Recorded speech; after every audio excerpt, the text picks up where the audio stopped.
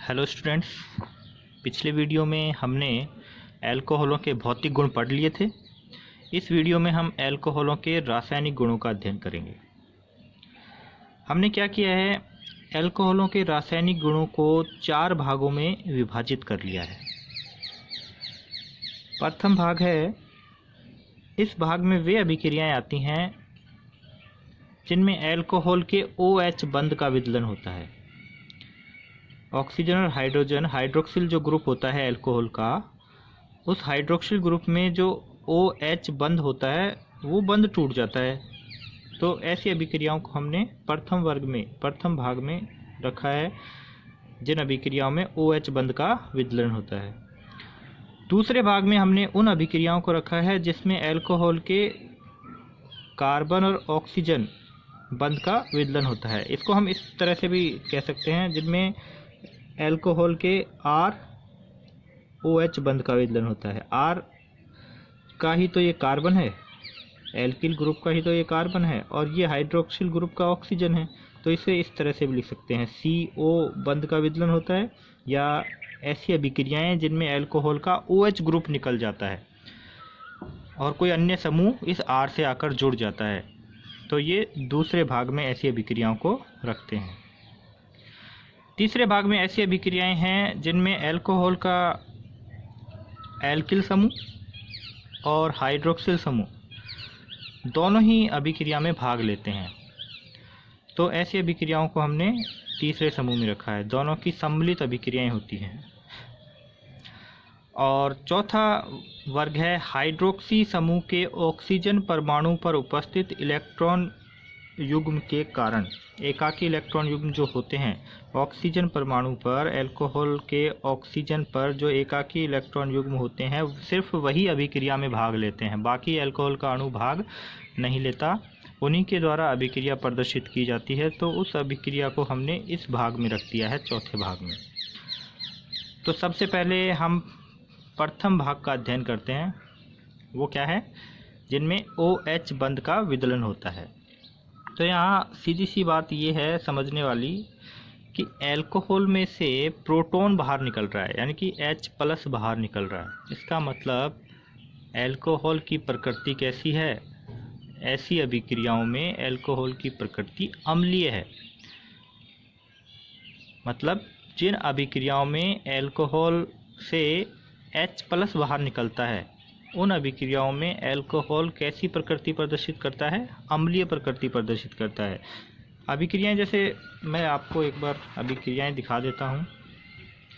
जैसे अल्कोहल की क्रिया सक्रिय धातुओं से करवाएंगे, जैसे सोडियम है, पोटेशियम है, मैग्नीशियम है, एल्यूमिनियम है, जिंक है, इनसे करवाएंगे तो अल्कोहल से H+ का निष्कासन होगा और सोडियम उसकी जगह आ जाएगा। इसी तरह से धातु हाइड्राइडों के साथ करवाएंगे तो भी यहाँ अल्कोहल से H का निष्कासन होता है। कार्बोक्सिलिक अम्लों से करवाएंगे तो भी यहाँ अल्कोहल से H का और कार्बोक्सिलिक अम्ल से OH का निष्कासन होता है। ये विशेष अभिक्रिया है। ऐसी और भी अभिक्रियाएं हैं जिनको हम आगे पढ़ेंगे। इससे पहले यहाँ जो प्रश्न उठता है वो सबसे पहला यही है कि अल्कोहल वैसे तो उदासीन अणु मानते हैं, लेकिन इन अभिक्रियाओं में अल्कोहल अम्लीय प्रकृति प्रदर्शित क्यों करता है? यानी कि अल्कोहल की अम्लीय प्रकृति का क्या कारण है? मैंने सीधा ही प्रश्न बनाकर इसको लिख दिया है, क्योंकि ये एग्जाम में पूछा जाएगा तो सीधा इसी तरह से पूछा जाएगा कि अल्कोहल की अम्लीय प्रकृति का क्या कारण है। देखिए, हम समझते हैं इस चीज़ को। ये कोई अल्कोहल है, कोई भी अल्कोहल में कौन सा क्रियात्मक समूह होता है? OH होता है। OH क्रियात्मक समूह में ऑक्सीजन और हाइड्रोजन के बीच जो बंध होता है वो बंध कैसा होता है? ध्रुवीय होता है। ध्रुवीय होने का कारण क्या है? कारण है ऑक्सीजन हाइड्रोजन से अधिक विद्युत ऋणी होता है। अधिक विद्युत ऋणी होने के कारण ऑक्सीजन बंध के इलेक्ट्रॉनों को अपनी ओर खींचता है। अपनी ओर खींचने से क्या होगा? बंध में क्या उत्पन्न हो जाएगी? ध्रुवीयता उत्पन्न हो जाएगी। कोई बंध जितना ज़्यादा ध्रुवीय होता है, उस बंध के टूटने की संभावना भी उतनी ही अधिक होती है। ऑक्सीजन के अधिक विद्युत ऋणी होने के कारण OH बंध के इलेक्ट्रॉनों को ऑक्सीजन अपनी तरफ खींचता है, जिससे H को निकालना क्या हो जाता है, आसान हो जाता है। जब भी कोई धातु के साथ अभिक्रिया करवाएंगे, धातु हाइड्राइड के साथ अभिक्रिया करवाएंगे, कार्बोक्सिलिक अम्ल के साथ अभिक्रिया करवाएंगे, तो ऐसी अभिक्रियाओं में H को निकालना आसान होता है, कारण OH बंध ध्रुवीय होता है। और एक बात हमेशा ध्यान रखो, कोई बंध जितना ज़्यादा ध्रुवीय होगा उसके टूटने की संभावना भी उतनी ही अधिक होगी। तो यही इसमें आंसर लिखा है मैंने। एल्कोहलों में उपस्थित हाइड्रोक्सी समूह OH का ऑक्सीजन अधिक विद्युत ऋणी होने के कारण यह OH बंध के इलेक्ट्रॉनों को अपनी ओर खींच लेता है, जिससे यह OH बंध कमज़ोर होकर आसानी से प्रोटॉन यानी कि H+ उत्सर्जित कर देता है। इसी कारण एल्कोहल अम्लीय प्रकृति दर्शाता है। एक लाइन में बोलें कि एल्कोहल की अम्लीय प्रकृति का कारण है OH समूह के ऑक्सीजन का अधिक विद्युत ऋणी होना। अब यहाँ इसकी एक तुलना करी गई है एल्कोहल की जल से। क्वेश्चन क्या बना है कि एल्कोहल की अम्लीयता जल से भी कम होती है, क्यों? एल्कोहल कुछ अभिक्रियाओं में अम्लीय प्रकृति दर्शाता है, लेकिन अम्लीयता इसकी बहुत ही कम होती है, यहाँ तक कि जल से भी इसकी अम्लीयता कम होती है। तो हम पहले एल्कोहल और जल के अणु को कंपैरिजन करके देखते हैं, तुलना करते हैं। ये एल्कोहल अणु है और जल का अणु क्या होता है, HOH। तो यहाँ पर देखो, एक तरह से देखा जाए तो जल में भी OH समूह है, एल्कोहल में भी OH समूह है। मैंने कहा था अभी कि जब बंध ध्रुवीय होता है तो उसके टूटने की संभावना ज़्यादा होती है, और जितना ज़्यादा ध्रुवीय होगा वो उतना आसानी से टूटेगा। तो हमें सिर्फ यही देखना है कि एल्कोहल के OH और जल के OH में से किस का बंध ज़्यादा ध्रुवीय है। एल्कोहल में OH समूह के ऑक्सीजन से कौन जुड़ा हुआ है, एल्किल समूह जुड़ा हुआ है। एल्किल समूह की प्रकृति कैसी होती है, +I प्रभाव वाली होती है। +I का मतलब है कि ये एल्किल समूह कैसा होता है, इलेक्ट्रॉन दाता समूह होता है। अब देखिए, ऑक्सीजन अधिक विद्युत ऋणी है, ये इलेक्ट्रॉनों को अपनी ओर खींचता है, इस बंध के इलेक्ट्रॉनों को अपनी ओर खींचता है, लेकिन इसके साथ जो एल्किल समूह जुड़ा हुआ है ये भी इसको इलेक्ट्रॉन दे रहा है। तो जैसे ही ऑक्सीजन इन इलेक्ट्रॉनों को अपनी ओर खींचने की कोशिश करता है, ये एल्किल समूह भी इसको इलेक्ट्रॉन देने की कोशिश करता है, यानी कि बंध के इलेक्ट्रॉन इसकी तरफ खिसकाता है, जिससे क्या होगा, ऑक्सीजन की जो क्षमता है इन इलेक्ट्रॉनों को खींचने की वो कम हो जाएगी। ऑक्सीजन की जो क्षमता है वो OH बंध के इलेक्ट्रॉनों को खींचने की कम होने के कारण क्या होगा, बंध की ध्रुवीयता भी क्या हो जाएगी, कम हो जाएगी। बंध की ध्रुवीयता कम हो जाएगी तो OH बंध को तोड़ना भी क्या हो जाएगा, कठिन हो जाएगा। अब यहाँ देखो, जल के अणु में ऑक्सीजन से कौन जुड़ा हुआ है, हाइड्रोजन। हाइड्रोजन जुड़ा हुआ है, इसका तो कोई प्रभाव ही नहीं होता, ना तो +I ना -I। तो इसके कारण क्या होता है कि ये जल के अणु में जो OH बंध है ये ज़्यादा ध्रुवीय होता है। हम तुलना कर रहे हैं एल्कोहल और जल की। एल्कोहल का OH बंध जल के OH बंध से कम ध्रुवीय होता है, इस कारण जल की तुलना में एल्कोहल का H निकालना कठिन होता है, और जल में H एल्कोहल की बजाय निकालना आसान होता है। तो ये एल्कोहल की तुलना में जल की तुलना में एल्कोहल कम अम्लीय होता है। ठीक है, ये तुलना हमने किसके आधार पर करी है, OH बंध की ध्रुवीयता के आधार पर। एल्कोहल में OH बंध की ध्रुवीयता कौन कम कर देता है, इससे जुड़ा एल्किल समूह, जबकि जल के अणु में OH से सिर्फ हाइड्रोजन जुड़ा रहता है, जिससे इसकी ध्रुवीयता ज़्यादा होती है और इसके प्रोटॉन को निकालना आसान होता है एल्कोहल की बजाय। बात समझ में आ गई? यही इसके आंसर में लिखा है कि एल्कोहल का OH समूह +I प्रभाव वाले एल्किल समूह से जुड़ा होता है। यह +I प्रभाव वाला एल्किल समूह OH बंध की ध्रुवता को कम कर देता है, जिससे यह आसानी से H+ का त्याग नहीं कर पाता।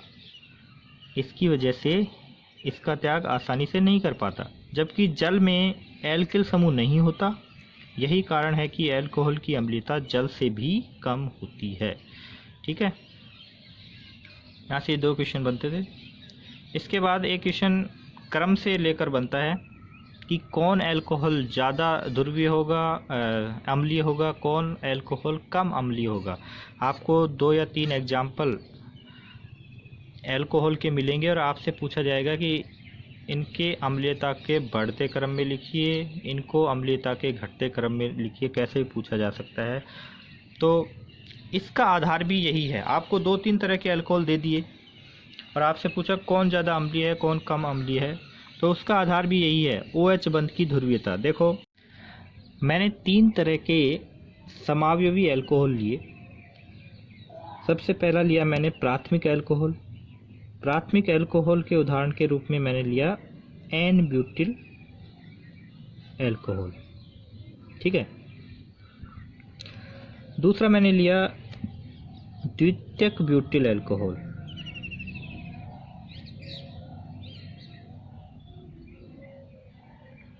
और तीसरा मैं ले रहा हूं तृतीयक ब्यूटिल अल्कोहल। और आपसे ये पूछा है कि इन तीनों अल्कोहलों की अम्लीयता को बढ़ते क्रम में लिखिए। यानी कि बढ़ते क्रम का मतलब है कि सबसे पहले तो वो लिखा जाएगा जिसकी अम्लीयता सबसे कम है। इनमें से सबसे कम अम्लीयता किसकी होती है? 3 डिग्री अल्कोहल की। उसके बाद 2 डिग्री अल्कोहल की अम्लीयता 3 डिग्री से अधिक होती है। और सबसे अधिक इनमें से अम्लीय कौन है? 1 डिग्री अल्कोहल। ठीक है, ये अम्लीयता का क्या है? बढ़ता क्रम है। तो ऐसा क्या हुआ कि 3 डिग्री अल्कोहल, तृतीयक ब्यूटिल अल्कोहल की अम्लीयता सबसे कम हो गई? तो उसका आधार भी मैंने क्या कहा है, OH बंध जिसका ज़्यादा ध्रुवीय होगा वो उतना ज़्यादा ही अम्लीय होगा, और जिसका OH बंध जितना कम ध्रुवीय होगा वो उतना ही कम अम्लीय होगा। तो 3 डिग्री अल्कोहल की अम्लीयता सबसे कम है। इसका मतलब इसके OH बंध, इसका जो ये OH बंध है ये सबसे कम ध्रुवीय है, सबसे कम ध्रुवीय है, इसीलिए इसकी अम्लीयता भी क्या है? सबसे कम अम्लीय। ये अपने दिमाग में बात बिठा लो, जिसकी OH बंध की ध्रुवीयता कम उसकी अम्लीयता भी कम। इसके OH बंध की ध्रुवीयता कम क्यों हो गई? कारण है इससे जुड़ा एल्किल समूह कैसा है? तृतीयक एल्किल समूह है। तृतीयक एल्किल समूह का +I प्रभाव सबसे अधिक होता है। तो 3 बातें एक साथ जोड़कर देखो। अल्कोहल के ऑक्सीजन से जुड़े एल्किल समूह का +I प्रभाव बढ़ने से, +I प्रभाव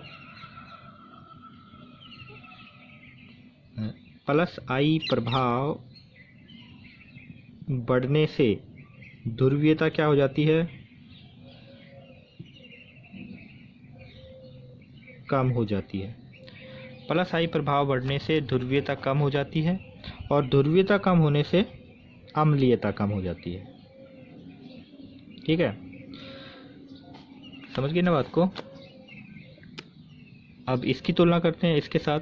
तो ये है द्वितीयक ब्यूटिल अल्कोहल। इसमें जो एल्किल समूह है वो कैसा है? 2 डिग्री है। 2 डिग्री अल्कोहल का +I प्रभाव 3 डिग्री से कम होता है, इसलिए OH बंध की ध्रुवीयता थोड़ी ज़्यादा होती है। 3 डिग्री अल्कोहल से थोड़ी ज़्यादा होती है, तो ये थोड़ा इससे अम्लीय भी अधिक होता है। और 1 डिग्री अल्कोहल जो होता है उसके जो एल्किल समूह है, R समूह, उसका +I प्रभाव सबसे कम होता है। +I प्रभाव सबसे कम होता है तो ध्रुवीयता क्या होगी? ध्रुवीयता ज़्यादा होगी। ध्रुवीयता ज़्यादा होगी तो अम्लीयता भी क्या होगी? ज़्यादा होगी। समझ गए ना बात को? तो ये इस तरह से इसका कंपैरिजन करते हैं। ये इसका बढ़ता हुआ क्रम है। घटता हुआ क्रम पूछ लिया तो 1 डिग्री की अम्लीयता सबसे ज़्यादा, फिर 2 डिग्री की उससे कम, और फिर 3 डिग्री की उससे कम। ये है एल्कोहलों की अम्लीयता का घटता क्रम, ज़्यादातर बढ़ता क्रम पूछा जाता है। तो यहाँ देखो एक संबंध लिखा हुआ है कि एल्कोहलों की अम्लीय प्रकृति समानुपाती होती है 1/+i प्रभाव, या ये कह सकते हैं कि अल्कोहल की अम्लीय प्रकृति +i प्रभाव के व्युत्क्रमानुपाती होती है। मतलब +i प्रभाव बढ़ेगा, अम्लीयता कम होगी। मैं बार बार यही कह रहा हूँ, +i प्रभाव बढ़ेगा, OH बंध की ध्रुवीय प्रकृति कम होगी, अम्लीयता कम होगी। लेकिन संबंध इन दोनों के बीच में ही बनाया जाता है। तो बीच में जो बात मैंने बोली OH बंध की ध्रुवीयता, वो उसके साथ जोड़कर आप ध्यान में रखो और इस संबंध को आप इस तरह से बोल सकते हो कि +i प्रभाव बढ़ने पर अम्लीयता कम होती है। ठीक है ना।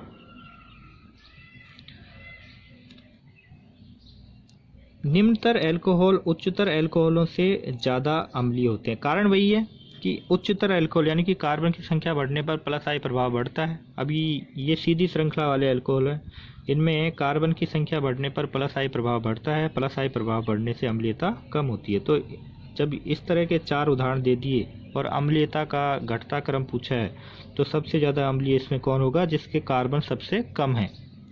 कार्बन बढ़ते जा रहे हैं, अम्लीयता क्या होती चली जा रही है? कम होती चली जा रही है। ठीक है ना।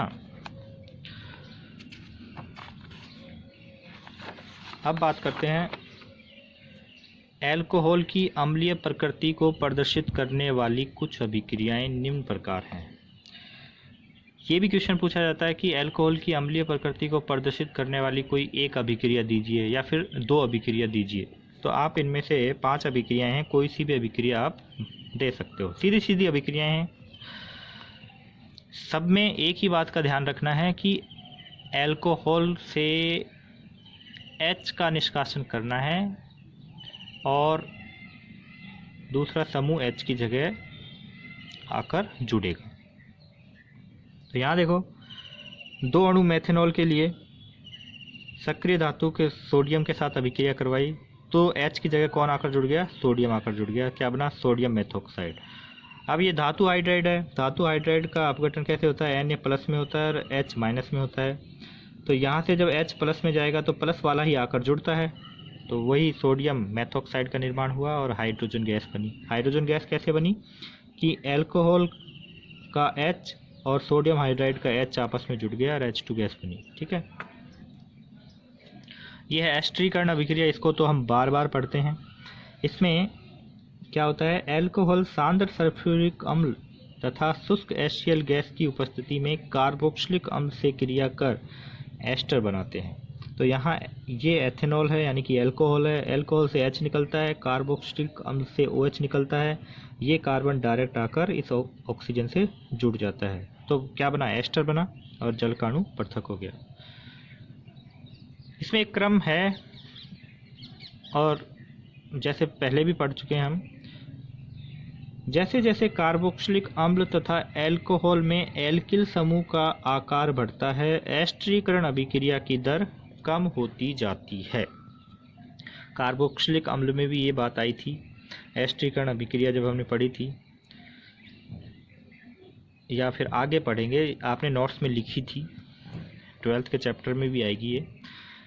जैसे जैसे कार्बन बढ़ते चले जा रहे हैं, कार्बन की डिग्री बढ़ती चली जा रही है, सक्रियता भी क्या होती चली जा रही है? कम होती चली जा रही है, चाहे एल्कोहल हो चाहे कार्बोक्सिलिक अम्ल हो। एस्टरीकरण अभिक्रिया के प्रति क्रियाशीलता कम होती चली जाती है कार्बन की संख्या बढ़ने पर, कार्बन की डिग्री बढ़ने पर। ठीक है ना, ये बात ध्यान में रखना। ये तो है घटता क्रम, ये भी घटता हुआ क्रम है। और बढ़ता हुआ क्रम पूछेंगे तो ये उल्टा हो जाएगा। सबसे पहले ये आएगा, उसके बाद में ये आएगा, फिर ये आएगा, फिर ये आएगा। यानी कि मेथेनॉल एस्टरीकरण अभिक्रिया के प्रति सबसे ज़्यादा क्रियाशील है। इसी प्रकार अम्लों में फार्मिक अम्ल एस्टरीकरण अभिक्रिया के प्रति ज़्यादा क्रियाशील होता है। ऐसे कुछ और उदाहरण हैं, जैसे एसिटिलीकरण। एल्कोहल की क्रिया एसिटिल क्लोराइड से करवाते हैं तो एल्कोहल से H का निष्कासन होता है और एसिटिल क्लोराइड से Cl का।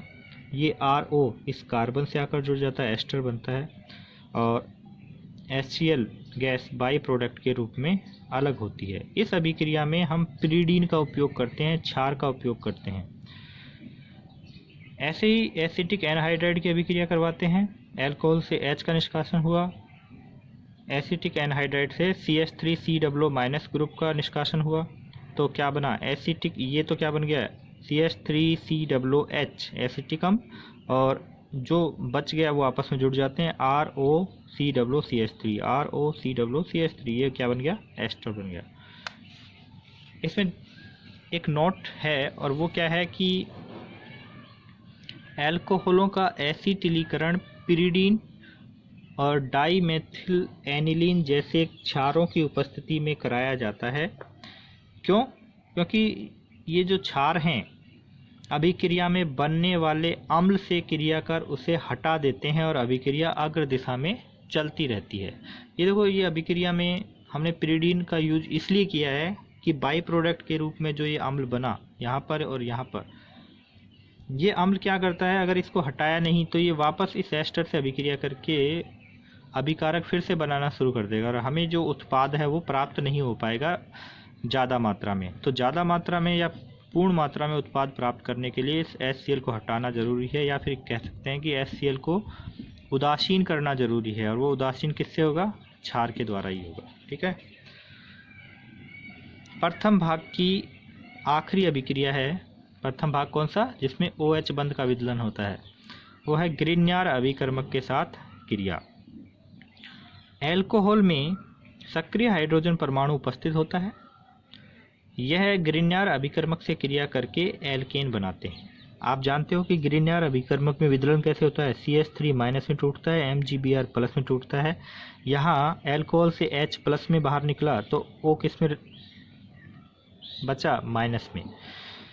तो देखो, ये CH3- इस H+ को अपने साथ जोड़ लेता है, तो ये क्या बन गया CH4 यानी कि एल्केन बन गया, और बाकी के बचा हुआ समूह आपस में जुड़ जाते हैं।